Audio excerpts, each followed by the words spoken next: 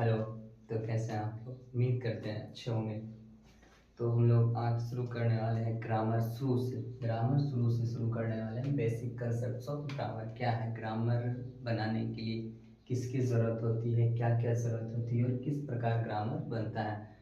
जैसे कि हम लोग कोई भी चीज़ बोलते हैं तो ग्रामर की ज़रूरत होती है, लिखते हैं तो ग्रामर की ज़रूरत होती है। अगर ग्रामर नहीं आता है, ग्रामर अगर हम लोग नहीं जानते हैं तो हम लोग किसी भी चीज़ को सही ढंग से नहीं बोल पाते, सही ढंग से नहीं लिख पाते और सही ढंग से किसी से बात नहीं कर पाते। इसलिए ग्रामर सीखना हम लोग को बहुत ज़्यादा ज़रूरी है। अगर ग्रामर सीखते हैं तो इंग्लिश सीखना बहुत ईजी हो जाएगा। तो हम लोग शुरू से ग्रामर शुरू करते हैं। तो बेसिक कंसेप्ट्स ऑफ ग्रामर, तो बेसिक क्या होता है ग्रामर? तो ग्रामर हम लोग को सीखने के लिए पहले एबीसीडी आना चाहिए, एबीसीडी आना चाहिए। तो एबीसीडी को क्या कहते हैं? ए टू जेड जो होता है उसको अल्फाबेट बोलते हैं। क्या बोलते हैं? अल्फाबेट बोलते हैं। पूरा को ए से जेड तक जो एबीसीडी होती है उसे क्या कहते हैं? अल्फाबेट कहते हैं। क्या कहते हैं? अल्फाबेट। और जो बड़ी में एबीसीडी लिखा जाता है, A B C D E F, इसे क्या कहते हैं? कैपिटल लेटर बोलते हैं। क्या बोलते हैं? Capital letter. और जो छोटी में लिखा जाता है, A B B C D, इसे क्या कहते हैं? Small letter. क्या कहते हैं? Small letter. तो ए बी सी डी पूरा को क्या कहते हैं? अल्फाबेट बोलते हैं। क्या बोलते हैं? अल्फाबेट। क्या बोलते हैं? अल्फाबेट। अब पूरा अल्फाबेट 26 लेटर्स का होता है। कितना लेटर्स का? 26 लेटर्स का होता है। उसमें से 5 जो है ना भवेल होता है। 5 क्या होता है? भवेल। 5 भवेल होता है और पूरा 21 कॉन्सोनेंट होता है। 5 भवेल होता है और 26 क्या होता है? कॉन्सोनेंट होता है, कॉन्सोनेंट्स होता है। ठीक है। तो अल्फाबेट जो है ना पूरा 26 लेटर्स का होता है। 26 लेटर्स में 5 लेटर वोवेल होता है और 26 लेटर कॉन्सोनेंट होता है। ठीक है। तो अल्फाबेट से ही क्या बनता है? वर्ड्स बनता है। क्या बनता है? वर्ड्स। क्या बनता है? वर्ड्स बनता है। तो वर्ड्स बनता है, पूरा अल्फाबेट से क्या बनता है? वर्ड्स बनता है। तो वर्ड्स किसको कहते हैं? वर्ड्स को हिंदी में क्या कहते हैं? शब्द कहते हैं। क्या कहते हैं? शब्द। तो शब्द कैसे बनता है? किसी भी चीज को शब्द नहीं बोल सकते।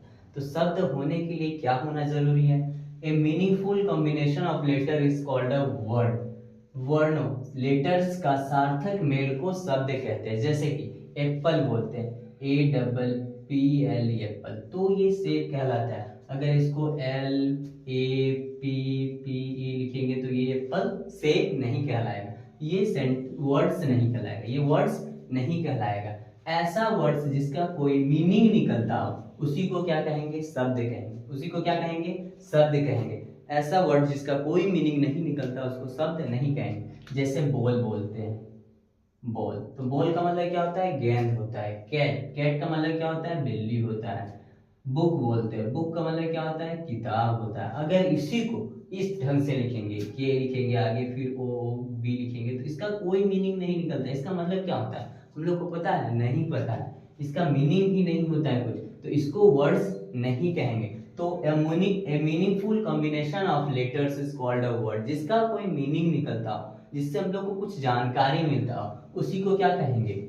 वर्ड्स कहेंगे। क्या कहेंगे? वर्ड्स। हिंदी में उसी को बोलते हैं शब्द। क्या कहते हैं? शब्द कहते हैं। हिंदी में उसी को क्या कहते हैं? वर्ड्स को ही शब्द कहते हैं। तो शब्द किसे कहते हैं? वर्णों, लेटर्स का सार्थक मेल को शब्द कहते हैं। वर्णों के सार्थक मेल को शब्द कहते हैं। जैसे हम लोग बोलते हैं ना सेब, तो इसका मीनिंग निकल रहा है। सेब का मतलब होता है, सेब एक फल है जिसको हम लोग खाते हैं, मीठा लगता है खाने में, तो उसी को क्या कहते हैं? सेब कहते हैं। इससे हम लोग को मीनिंग पता चलता है। लेकिन अगर इसी को बो ऐसे लिखेंगे और से ऐसे लिखेंगे तो इसका कोई मीनिंग निकल रहा है क्या? नहीं निकल रहा है। तो ये जो है ना, ये वर्ड्स नहीं कहलाएगा। इसका कोई भी मीनिंग नहीं निकल रहा है, इसका कोई भी मतलब नहीं निकल रहा है, जिस कारण से इसको वर्ड्स नहीं कहेंगे। ठीक है। तो आगे वर्ड्स से क्या बनता है? फिर सेंटेंस बनता है। सेंटेंस जिसको वाक्य बोलते हैं। क्या बोलते हैं? वाक्य बोलते हैं। क्या बोलते हैं? वाक्य। क्या बोलते हैं? वाक्य बोलते हैं। तो वाक्य क्या होता है? वाक्य कैसे बनता है? तो हम लोग पहले देखें कि पहले हम लोग को लेटर्स आना चाहिए। लेटर आएगा तो फिर वर्ड्स बनाएंगे उससे, फिर हम लोग जाके क्या बनाएंगे? सेंटेंस बनाएंगे। तो सेंटेंस का क्या फंडा है, क्या रूल है, कैसे बनेगा सेंटेंस?